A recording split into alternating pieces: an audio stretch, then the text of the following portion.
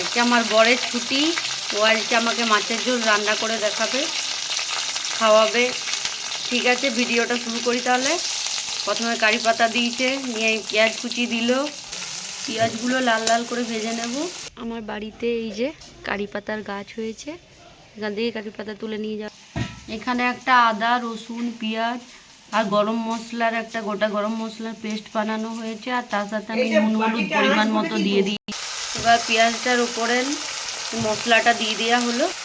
টমেটোগুলো কেটে কুচি কুচি করে দিয়ে দিয়েছে। মানে একটু সামান্য পরিমাণে একটু জল অ্যাড করা, একটু Kashmiri red chilli powder add করা হলো।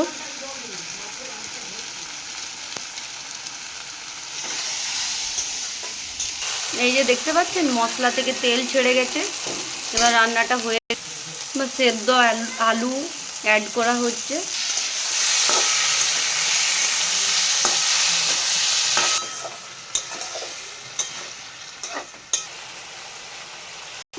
পরিমাণ মতো জল দেওয়া হচ্ছে, মাছগুলো দিয়ে দেওয়া হলো। আজকে মাছের ঝোলের রান্না কমপ্লিট।